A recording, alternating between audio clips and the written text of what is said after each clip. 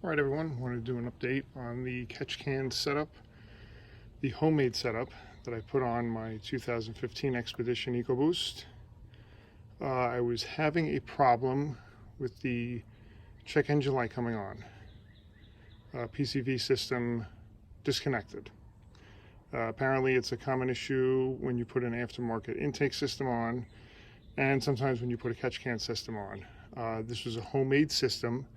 If you watch my other video, I go through on how I set it all up.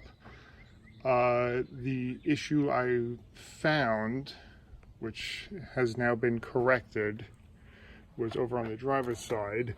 There is a pressure sensor that is in the line that originally comes from this port on the valve cover to one of the intake tubes down over in this location. There's a pressure sensor, which is right here at this time, that ran in line from the valve cover to that port.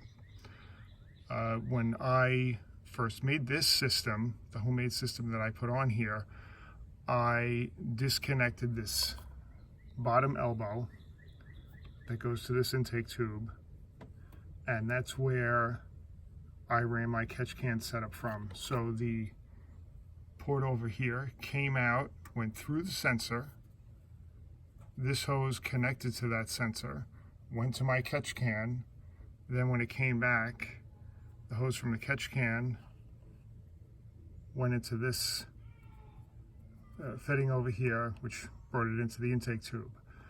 Apparently, due to that setup, I was setting the check engine light.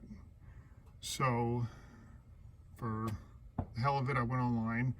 I watched some videos on some of the aftermarket systems on how they were installed, and when watching one video, I had observed that they had the pressure sensor on the intake tube side.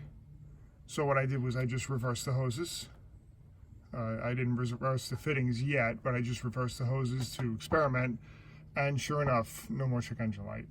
I went out, drove the truck around, beat on it a little bit, and it never came back on. Originally, after putting the setup on, the check engine light would come on sometimes the first, but usually the second drive cycle. So what I did was I just used the heat gun once again, like I did in my other video. I just heated up the pipe a little bit. Fittings popped right off. The original hoses that were on here, the plastic hoses from the factory, I did the same thing. Heated up with the heat gun, popped right out. I still had the original elbow fitting that I had removed from the hose that ran from the valve cover to this port. I still had that. Once everything was removed with the heat gun, I was actually able to push them back on. It wasn't that bad. There's no leaks, so no vacuum leaks, no anything like that. But this is what I wound up doing to cure the check engine light issue. Still, so far, I think I have somewhere around maybe $30 into this entire setup, and I have plenty of material left over to make several others if I wanted to, with minimal additional investment. So I hope this helps somebody. Get out there and try it on your truck. It's well worth it, as opposed to spending several $100s on a setup that you could easily do yourself. All right, good luck, guys.